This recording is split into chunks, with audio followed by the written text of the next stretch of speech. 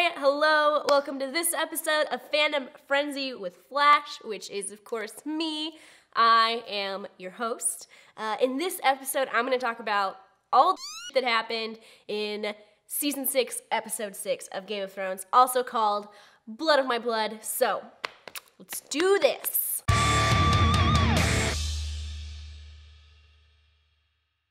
I'm pretty sure that as I was watching the episode last week, I said something like, just watch, like the next 2 episodes are just gonna be a Bran, like slipping in and out of the past the entire time because the three-eyed raven didn't teach him all the stuff. Which seems really odd to me considering that you would think that out of anyone, the three-eyed raven would know that Bran was gonna f up and that he was gonna have to speed up the process. And then as I was ranting about that in my head to myself, because let's be honest, I like to glorify how right I am all the time, a mysterious stranger shows up to save the day.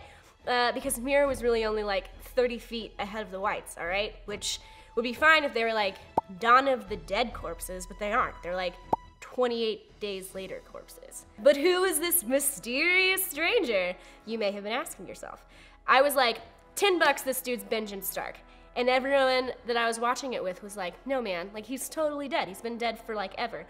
Which is the worst reasoning ever because since when has that ever stopped anyone from showing back up? We also have that fancy little like traipse through the past present while Bran is blissfully unaware of Mira's complete and utter mental breakdown. And there's a ton of one-frame flashes, so very fancy HBO, that basically is like, here's all the stuff that's happening, Bran. There's some dragons and there's some White Walkers. And here's a montage of the Mad King ordering that his enemies be burned with wildfire, which, you know, those enemies being like literally everybody he knew. We also see, very briefly, dragons soaring over and destroying a town, which looks suspiciously like King's Landing.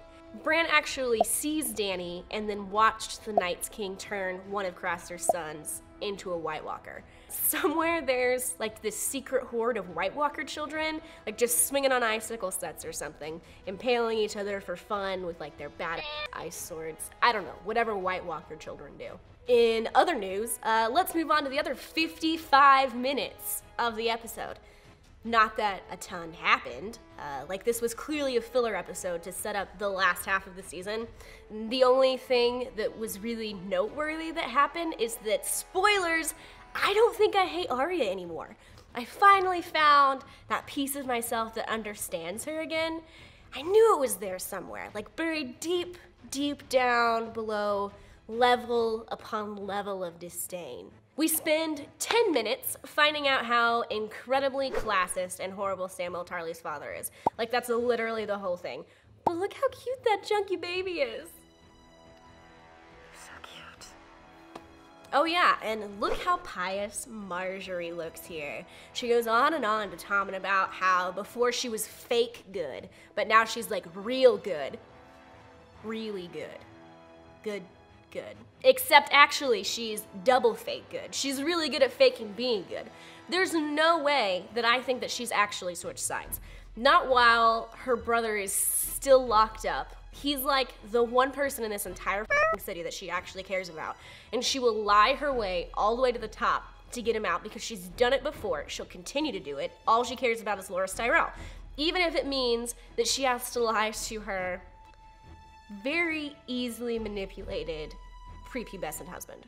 What I want to point out right here is look how overjoyed Arya is to watch fake Joffrey die. Like it isn't even the real thing and she's like beaming about it from ear to ear, or braid to braid, I guess. I hate those braids, for the record. And then a little more into the scene, the actress that she's supposed to kill catches her leaving the backstage area after poisoning her rum and stops her and she's like, you could act, you should act, you could be other people, look at your eyebrows. And it's like, for the first time, Arya is like, what? Do you mean I don't have to kill people to become other people? That's it, I'll act now. But after having seen her reaction to, you know, the fake Joffrey dying, we can clearly see that that isn't gonna do a thing for her bloodlust. Ain't nothing fixing that. And then this happened, and I was like, yeah, Arya, yeah, do it again. Careful of that one. She wants you dead. And for the first time in like 4 seasons, I want to like her again. I really do. And if that awful with a stupid blunt haircut lays one finger on her, I will be really mad about it because I can't actually physically do anything about it. She's a fictional character. I'll probably rant about it on the internet. Like, seriously, I can't even refer to her by name because a girl has no name. Jaqen has a name. So I looked it up, and apparently her name is Waif, which is a stupid name. Unless your name is Waif, in which case, like, I'm just talking out of my anger on an imaginary character who just so happens to have the same name. So I apologize to you, but not to her. Regardless, Needle is back, and I'm stoked about it, okay? They put this scene in the sneak peek last week to make us think that something exciting was actually gonna happen this episode, but it didn't, so never believe the sneak peek. There was no epic battle because we only get one of those every other season, which means next season we're due for one. And it'll probably be the last one, probably. The High Sparrow is like, big reveal time, suckers, and then Tommen walks out because nobody saw that coming with him talking to Marjorie in the beginning. I wasn't aware that the High Sparrow was allowed to take bribes because switching a Walk of Penance for a King of Westeros seems kind of like a bribe to me. Like, okay, Marjorie, here's the thing. You don't have to walk through the streets naked as long as you make your husband a religious fanatic, and then we get to technically take over Westeros. Because that's what he did. He convinced her that she was only pretending to be good before for the sake of being seen doing it. Like, she was only good so that other people would watch her being good. And then basically took over a country for the sake of good. And if that isn't greed disguised as goodwill, then I don't know what is. Like, it's about to get real crusade-y up in here, which for the record ended like 160 years before the War of the Roses. And I know that because math numbers. I'll be honest with you, I really don't want to talk about the phrase, particularly not this bag of wrinkly. And considering Jaime Lannister is no longer commander of the Kingsguard and has to go help this guy out against the Blackfish, it's safe to assume that Jaime is either going to switch sides completely and form a new alliance with the Tullys, or die. And considering that this is Game of Thrones, either one is just as likely as the other. It's up in the air, I don't know. By the way, in case you missed it, that mysterious stranger totally is Benjen Stark, and he just casually hands Bran like a nice steaming cup of rabbit's blood to drink. And he does. Like, it's no big deal. Like, he does it all the time. The secret to the three-eyed raven re-emerging inside Bran is to just feed him a nice hearty diet of slaughtered animal blood, apparently. And now Bran's basically a vampire. Dany finds Drogon, big surprise, in the middle of basically nowhere. And for some reason, he was on like especially good behavior this day and actually allows her to ride him back to her Khalasar, because how else would they set up for her awesome speech, I guess.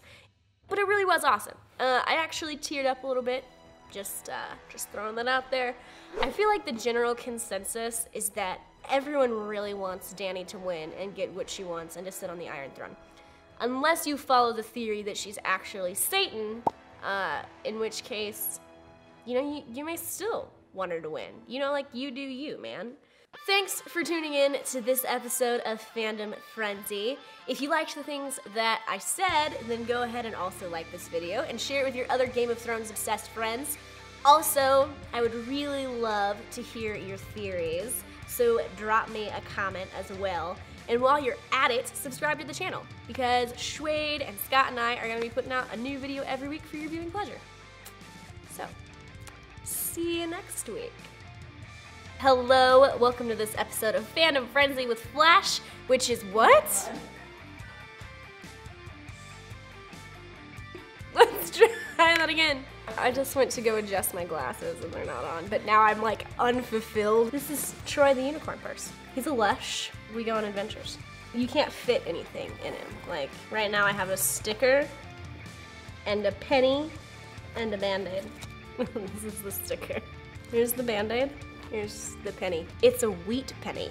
I picked it up on the streets of New Orleans, so it probably has typhus. Typhoid? Is typhus a thing?